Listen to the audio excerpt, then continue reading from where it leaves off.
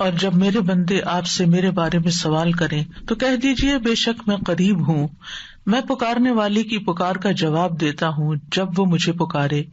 تو ان کو چاہیے کہ وہ میرا حکم مانیں اور مجھ پر ایمان رکھیں تاکہ وہ ہدایت پائیں۔ فاستغفروه ثم توبوا إليه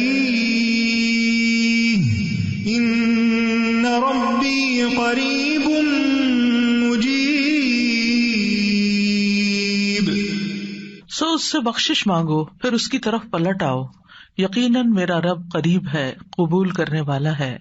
اللہم لک الحمد لا الہ الا انت وحدک لا شریک لک المنان بدیع السماوات والارض ذا الجلال والاکرام۔ اے اللہ، ساری تعریف تیرے لیے ہے، تیرے سوا کوئی الہ نہیں، تو اکیلا ہے، تیرا کوئی شریک نہیں، تو بہت نوازنے والا ہے، تو آسمانوں اور زمین کا پیدا کرنے والا ہے، اے جلال اور اکرام والے رب۔ اللہم صلی علی محمد وعلی آل محمد کما صلیت علی ابراہیم وعلی آل ابراہیم انک حمید مجید۔ اللہم بارک علی محمد وعلی آل محمد کما بارکت علی ابراہیم وعلی آل ابراہیم انک حمید مجید۔ آج ہم انشاءاللہ رزق میں کشادگی کی دعائیں پڑھیں گے۔ اللہ تعالیٰ نے انسان کو پیدا کیا اور پیدا کرنے کے بعد یوں ہی چھوڑ نہیں دیا، بلکہ انسانوں کی ضروریات بھی پوری کی، انہیں رزق عطا کیا، انہیں زندگی بسر کرنے کے اسباب بھی فراہم کیے۔ سورۃ الروم میں اللہ تعالیٰ فرماتے ہیں اللہ الذی خلقکم ثم رزقکم ثم یمیتکم ثم یحییکم هل من شرکائکم من یفعل من ذلکم من شیء سبحانہ وتعالی عما یشرکون۔ اللہ وہ ہے جس نے تمہیں پیدا کیا ہے، پھر تمہیں رزق دیا ہے، پھر وہی تمہیں موت دے گا، پھر وہی تمہیں زندہ کرے گا۔ کیا تمہارے شریکوں میں سے کوئی ہے جو ان کاموں میں سے کچھ بھی کرے، یعنی زندگی دے اور رزق دے یا موت دے؟ وہ پاک ہے اور بہت بلند ہے اس سے جو وہ شریک ٹھہراتے ہیں۔ تو اللہ سبحانہ تعالی رازق ہے اور اس کی صفت الرزاق بھی ہے، یعنی بہت زیادہ رزق دینے والا۔ اس نے آسمان و زمین کی تخلیق کے وقت ہی زمین کے اندر معیشت اور رزق کے وہ سارے سامان رکھ دیے تھے جس کی زمین والوں کو ضرورت تھی۔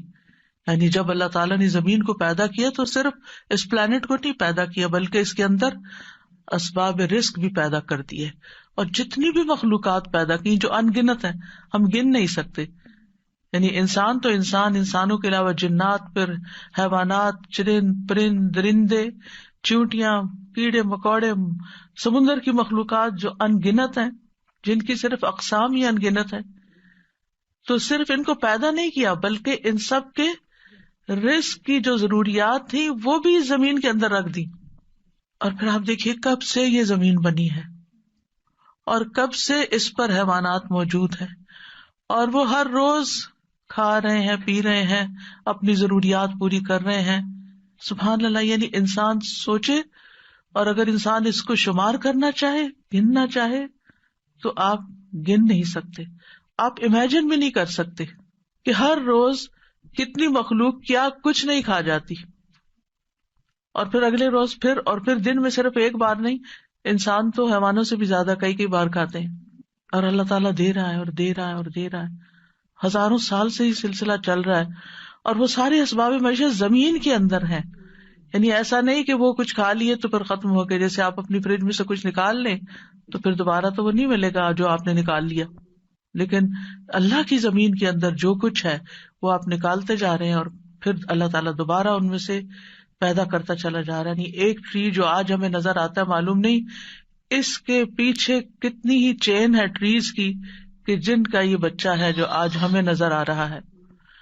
تو یہ اللہ سبحانہ تعالیٰ ہی کی قدرت ہے اور اس کی طاقت ہے اور اس کی پلاننگ ہے۔ اسی لیے ہم جب رب کا لفظ استعمال کرتے ہیں تو ہم کیا کہتے ہیں؟ خالق، پیدا اس نے کیا، مالک بھی وہی، مدبر بھی وہی، رازق بھی وہی۔ یعنی رب کے اندر رازق کا لفظ بھی آتا ہے، یعنی اللہ تعالیٰ کی صفت رزق بھی آتی ہے.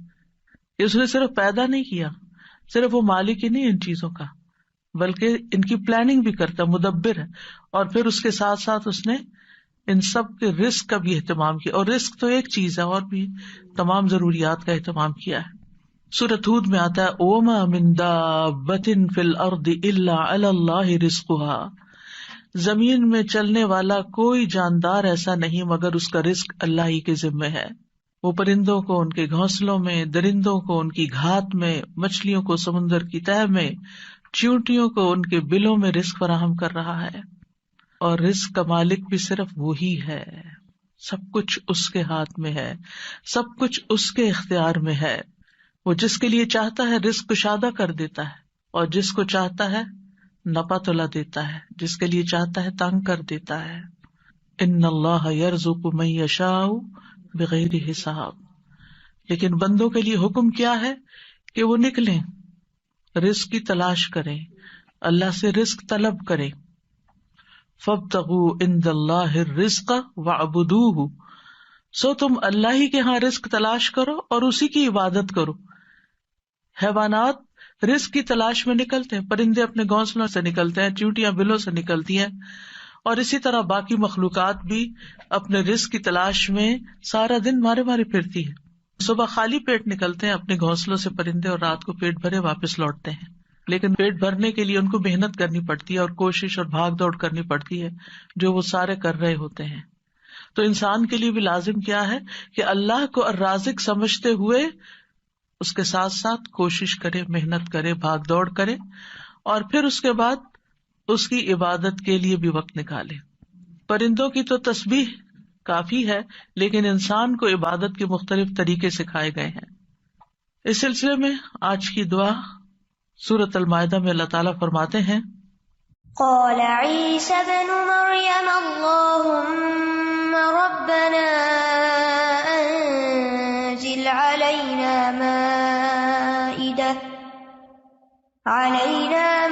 مائدة من السماء تكون لنا عيدا لأولنا وآخرنا وآية منك وارزقنا وأنت خير الرازقين. عیسیٰ ابن مریم نے کہا، اے اللہ، اے ہمارے رب، تو ہم پر آسمان سے ایک خوان اتار جو ہمارے پہلوں اور پچھلوں کے لیے عید ہو جائے، اور تیری طرف سے ایک نشانی ہو، اور ہمیں رزق عطا فرما، اور تو سب سے بہترین رازق ہے. اس آیت میں عیسیٰ علیہ السلام کے زمانے میں ایک خاص واقعے کی طرف اشارہ ہے. عیسیٰ علیہ السلام نے جب لوگوں کو اللہ تعالیٰ کی طرف بلایا تو حواریوں نے اس پر لبیک کہا، آپ پر ایمان لائے، اور ایمان میں مزید اطمینان کے لیے عیسیٰ علیہ السلام سے کہا کہ کیا آپ کا رب یہ کر سکتا ہے، اس میں یہ قدرت ہے کہ ہم پر آسمان سے تیار شدہ کھانا اتارے. یعنی ویسے تو اللہ تعالیٰ زمین سے رزق دے ہی رہا ہے، تو ہم چاہتے ہیں کہ وہ آسمان سے ہمارے لیے کھانے کے لیے ریڈی ٹو ایٹ ہمارے لیے ایک خوان اتارے، یعنی پورا دسترخوان نیچے آئے. تو عیسیٰ علیہ السلام نے انہیں اس مطالبے سے روکا اور اللہ سے ڈرایا، کیونکہ یہ ایک طرح کا معجزہ تھا، اور معجزہ طلب کرنے کے بعد اگر کوئی شخص اللہ تعالیٰ کی بات نہیں مانتا تو پھر اس کی سزا بہت سخت ہے.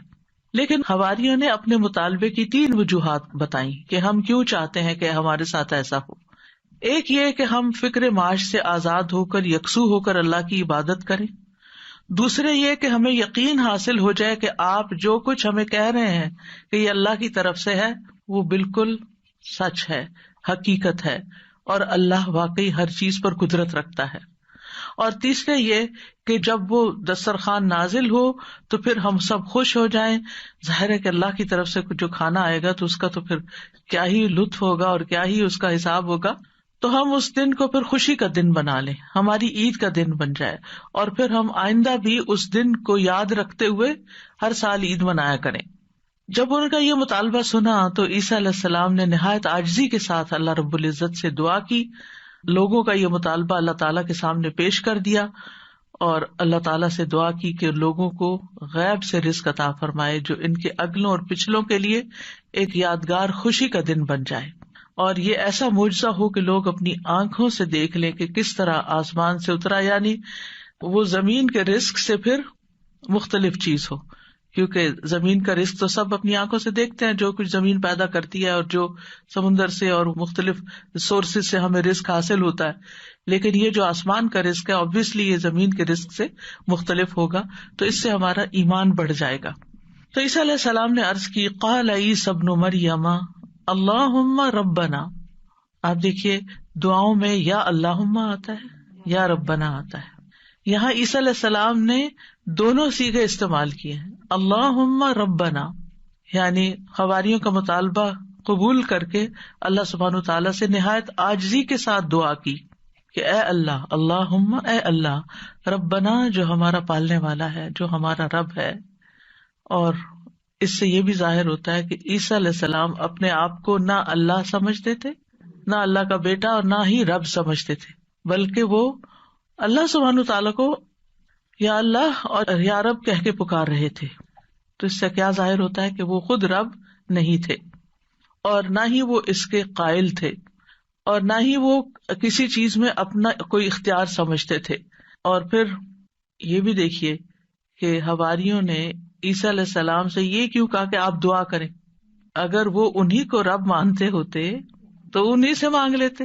تو ان سے جب انہوں نے یہ کہا تو اس سے یہ پتا چلتا ہے کہ عیسیٰ علیہ السلام کے ماننے والوں کے ذہن میں کہیں دور پار بھی یہ خیال نہیں تھا کہ عیسیٰ علیہ السلام اللہ کا کوئی حصہ ہے نعوذ باللہ، یا کوئی بیٹے ہیں، یا کسی بھی طرح الوہیت کا کوئی مقام رکھتے ہیں۔ وہ ان کو ایک نبی کے طور پر ہی سمجھتے تھے۔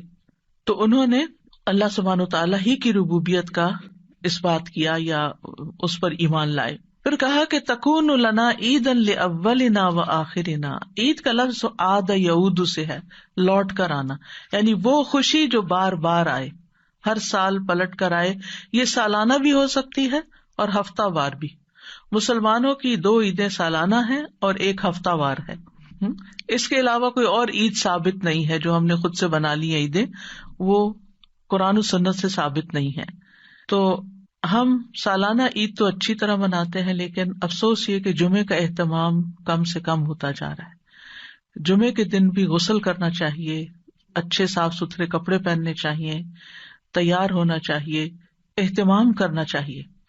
یعنی جمعے کا دن عام دنوں کی طرح نہیں ہونا چاہیے، یعنی وہ دن ہمارے لیے خاص دن ہے، اسے خاص دن سمجھ کر ہی اس میں سارے کام کریں، چاہے وہ عبادت کے ہوں یا جو دوسرے کام ہوں۔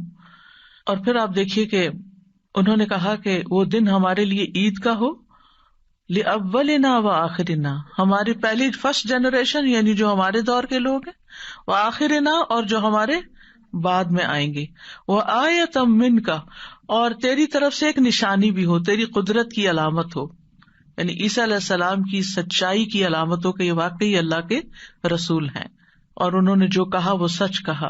اور پھر وارزقنا وانت خیر الرازقین دعا بھی کی، اور یہ رزق کے حصول کی دعا بھی ہے، یعنی اتنا حصہ اگر انسان پڑھتا ہے، وارزقنا وانت خیر الرازقین، تو ہمیں عطا کر، ہمیں رزق دے، اور تو سب سے بہترین رزق دینے والا ہے، اور یہاں پر ہمیں کسی مشقت کے بغیر اپنے پاس سے رزق عطا فرما۔